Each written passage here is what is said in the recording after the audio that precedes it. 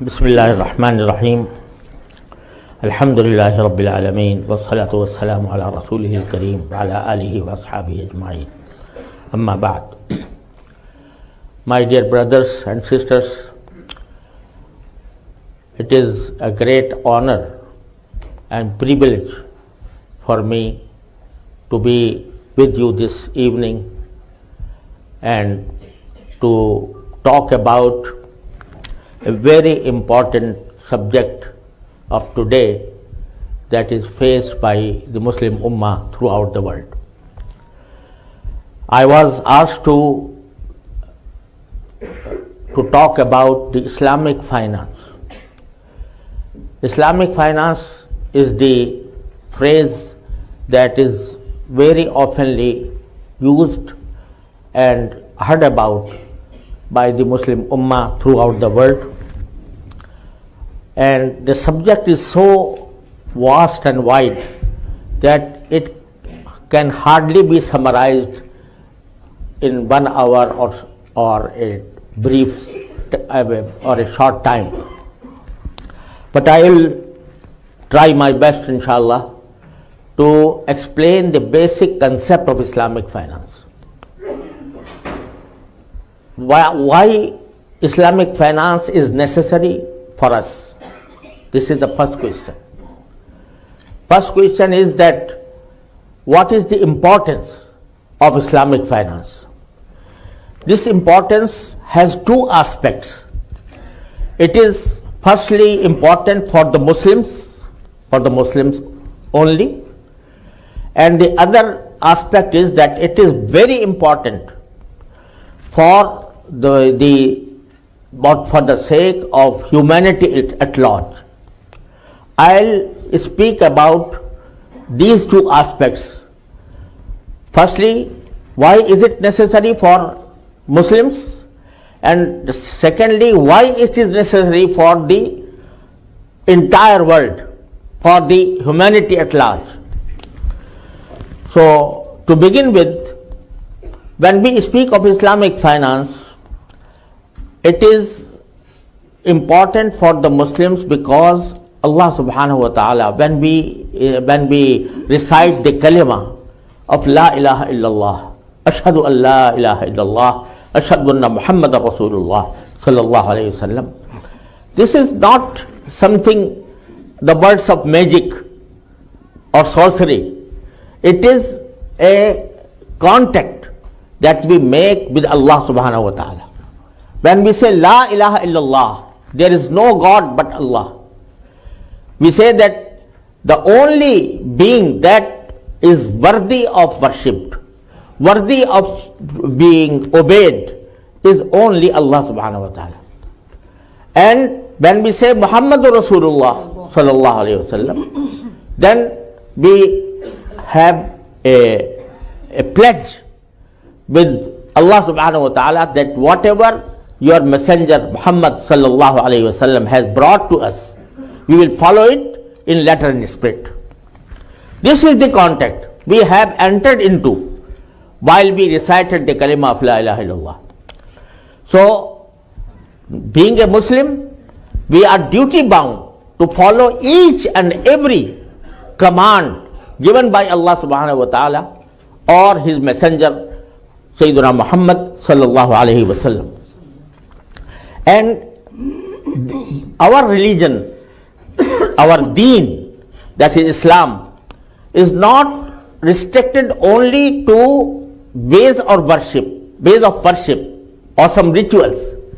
Unlike other religions, they are restricted mainly to some rituals, some ways of worship, and some instructions about some ethics or so on.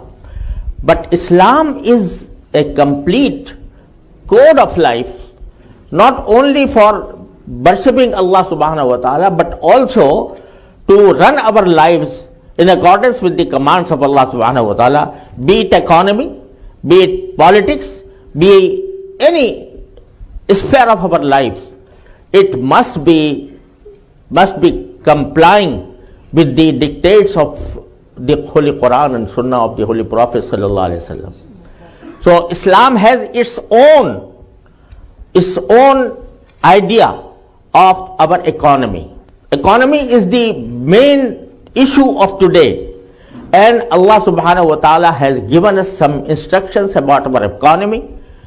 We have experienced firstly feudalism, then capitalism, then socialism and communism. But none of these systems have solved the problems of humanity.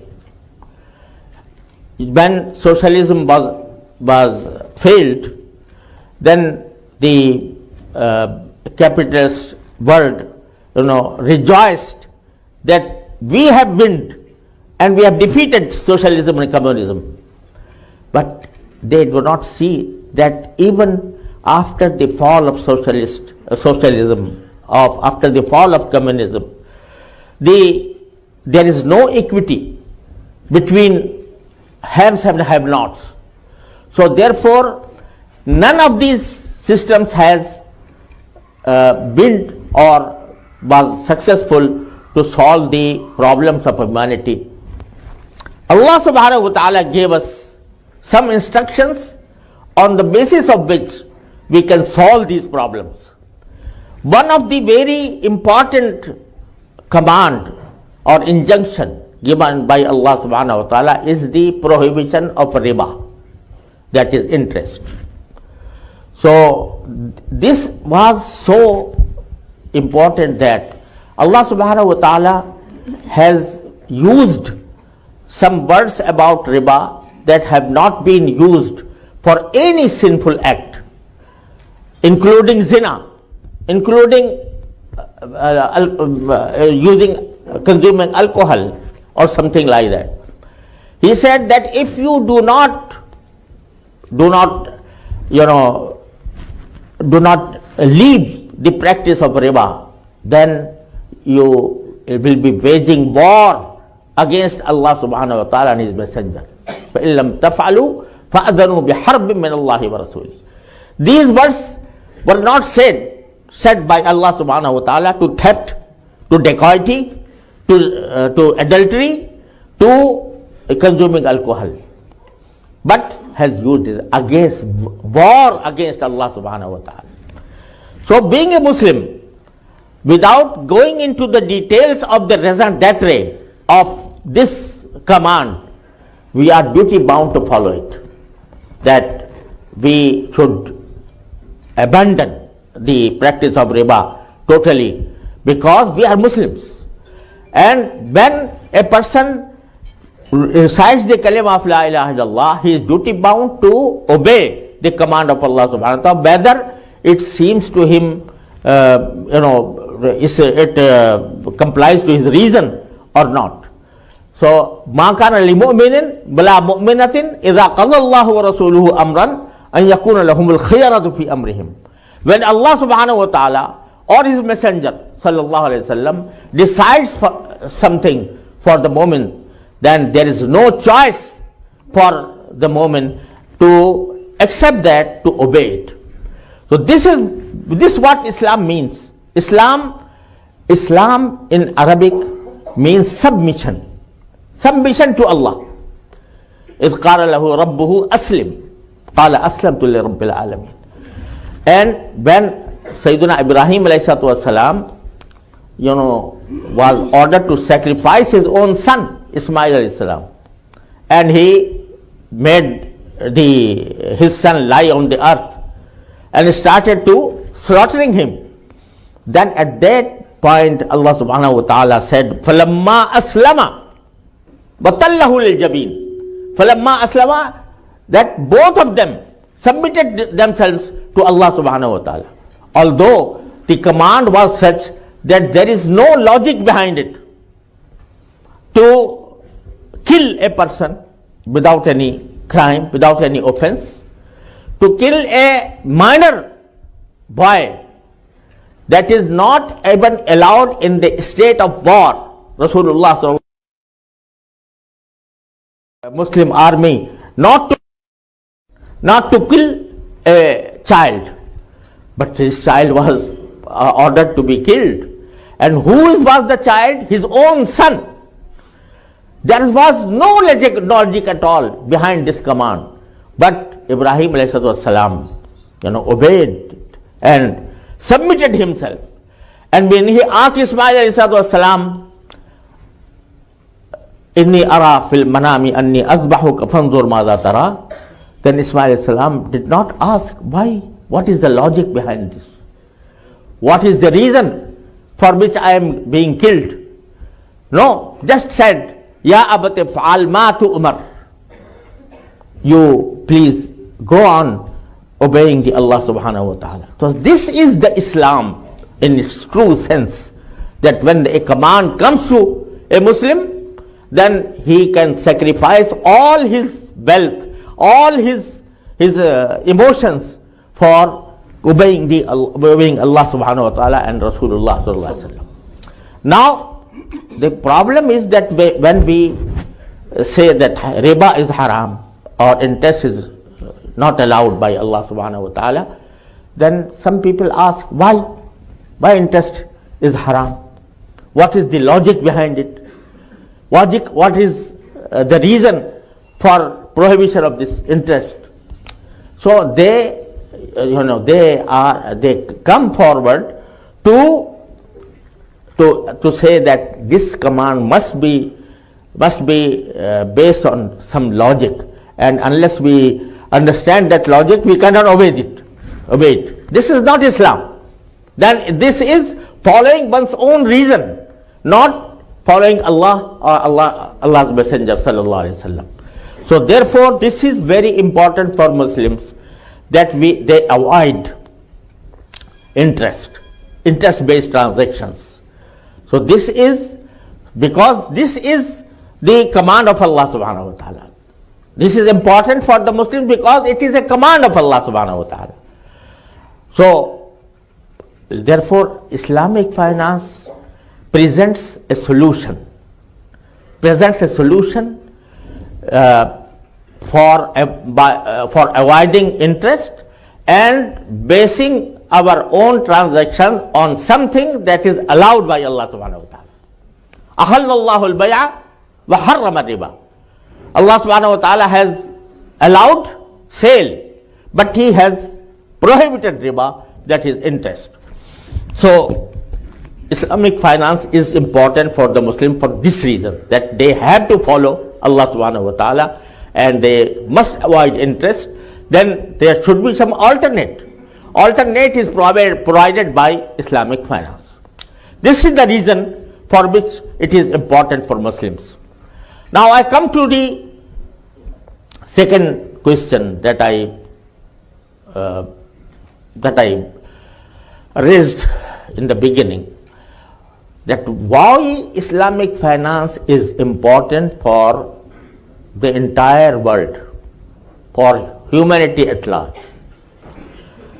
This is a question that must be fully understood by us. Although riba is haram, therefore we have to avoid it. But the economic system that is prevailing today is based on interest. And although the prohibition of riba is not restricted to Holy Quran only, this was prohibited by the Bible.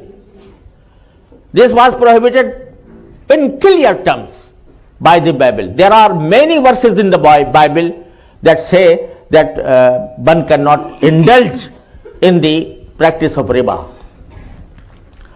But when came the Industrial Revolution, then they wanted to base their economy on the basis of interest. So the verses of Bible came as an obstruction before them. So the problem was that they were believing in Bible, they were believing in the verses of Bible, and on the other hand they wanted to to eradicate the economy based on interest. So now the first person who came forward to solve this problem, according to my limited knowledge, was John Calvin. John Calvin, one of the famous leaders of Protestant.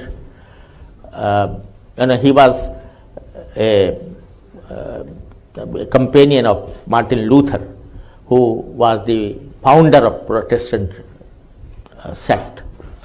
So he came forward and said, no, the riba that was prohibited by Bible was something else. And the riba that we are practicing today in our industry, in our banks or financial institutions is totally different from what was prohibited in the Bible. Because in previous days, the borrower were poor people. They used to borrow money for their individual needs.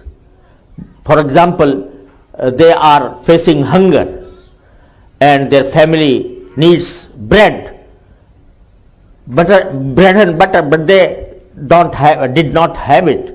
So they asked someone to lend them some money. So if a person demands something over and above the principle, then it was a zulm. It was something wrong, because you are dealing with poor people and you are demanding something more than you are lending them.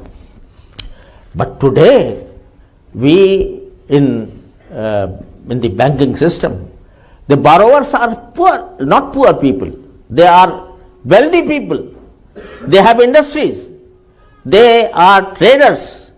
And then when they borrow money from the banks, then they use it for their own benefit, for their own profit. So if something is charged over and above the principle, it should not be taken as zulm. So therefore, he drew the line between interest and usury and said it was usury that was prohibited. But this interest is something modern, and therefore the prohibition doesn't apply to it. This was firstly, according to my knowledge, this idea was presented by John Calvin. And then when interest became the practice of the day, then many people followed suit, and they claimed that there was a big difference between usury and interest. Even from the Muslims, there was voices to say that this is not that interest. But my father, Hazrat Maulana Mufti Ahmad Shafi Sahab Rahmatullah Alayh, used to tell a joke about this. He said that one Indian musician traveled for Hajj, and when he was traveling from Makkah to Medina, he stayed at a place, at a small town, and in those days it was necessary that one sleeps in these caravansarais between Makkah and Medina. So after having dinner, he saw that there was an Arab musician, and he started playing music and started singing. But his song or his music was so awkward that he could not resist to say that, may Allah bless our Prophet sallallahu alaihi wasallam. He has heard the music of Arabs, this awkward music of Arabs. Therefore, he prohibited it. Had he heard my music and my song, he did not prohibit songs. So this kind of argument is say analytic, is about that the argument of that position that it was riba. Now the basic question is whether a transaction itself is valid or not. If the transaction is valid in sale, for example, if you sell bread to a person, do you differentiate between the purchaser who is wealthy or a poor? No. You are allowed to charge a profit from both. And what is the standard to say that this is poor and this is wealthy? So therefore this was totally wrong, and this argument was discussed in detail by the Muslim Ummah in their conferences, in their meetings, in their seminars, and it was totally rejected by all the Ummah and then lastly it was presented before Islamic Fiqh Academy in Jeddah, of which I happened to be vice chairman at that time. Then all the scholars of earth, they with consensus decided that this argument is false, and anything charged over and above the principle, it is haram, it is riba. Now I would come to the question, why is it necessary to avoid riba? Because once this hurdle was crossed by John Calvin, then all the transactions of the world, financing was based on interest. In the beginning it was just interest, and then came another thing that was a species, a strange species, that is called the creation of banks. Banks create money. Banks create money, and the creation of money, they were so happy to say that our money supply is has increased because of these banks. But now this fractional reserve system, that is called fraction reserve system, it came to an extent that the money in supply is much less, is much more than the real money found in the banking system. Probably you will be astonished to hear that now in our days the actual money, that is debt-ridden money, that is currency, paper currency, is only 3% of the total money supply of the world. Whatever is 97% is nothing but digits fed in computers, have no reality at all. And because of that, the economy turned into a bubble. Rather, I say that it is turned into a balloon. So firstly, paper currency came in, then came the financial papers, and then came derivatives. There are derivatives in the form of futures, swaps, and options, etc. And the value of these derivatives is so large, huge, that an economist has mentioned that if you take the total value of the derivatives in form of dollars and put the dollars one on the top of the other, then they may rotate around the sun 38 times. And what is their money? This nothing at all, just bubble, just balloon.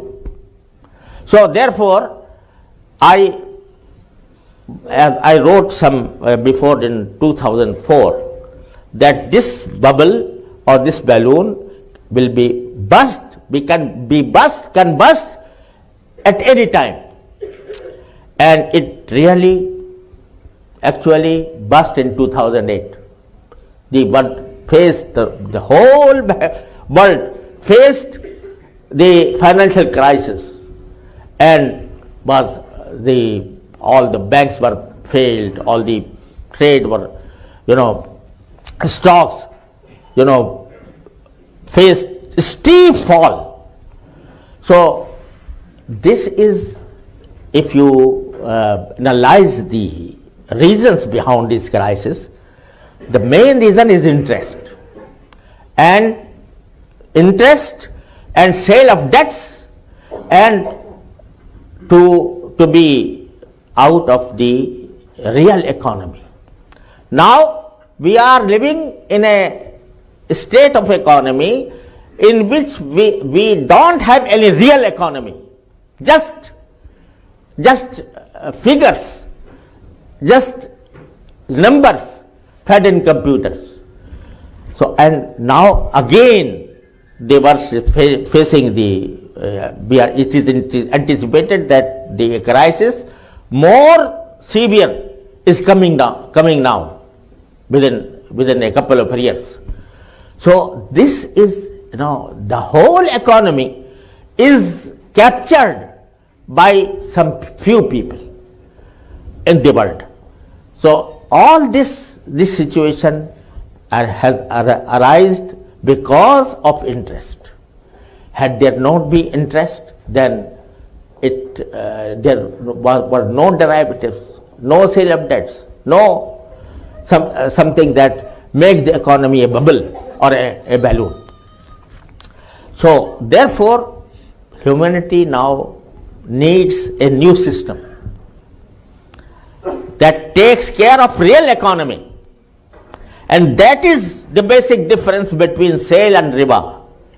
When Allah subhanahu wa ta'ala says, "Ahallallahu al-bay'a wa harrama al-riba," it means that if you transact money against money, then it must be equal from both sides.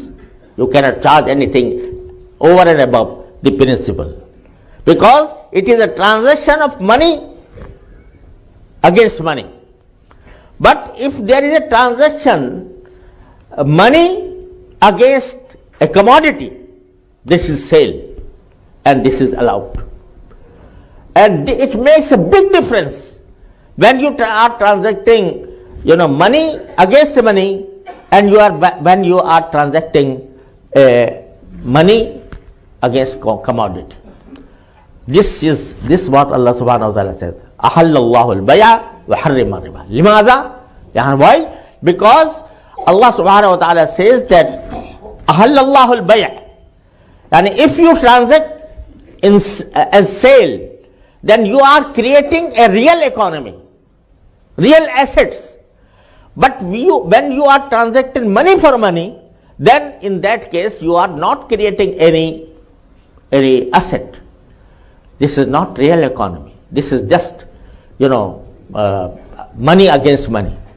So now Islamic finance came and said that now we will base our economy on the real assets, not in money only. Money is nothing. Money is nothing more than a medium of exchange. It is not a commodity. It should not be traded in. It was created for the purpose of serving as a medium of exchange. Nothing more or less. But the interest system made money an object of sale, and this created a facade in the earth. So now Islamic finance, alhamdulillah, came, and now it is going to increase throughout the world, alhamdulillah. And it was a time when we spoke about the prohibition of interest, and that the financial institutions should work on the basis, or not on the basis of interest and interest-free transactions. the people used to say it is a utopian idea. It is not practicable.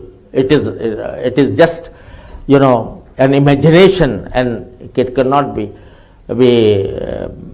practiced in the actual world. But now, alhamdulillah, since 1970, gradually Islamic institutes came forward and they based their system on the sale, not on riba.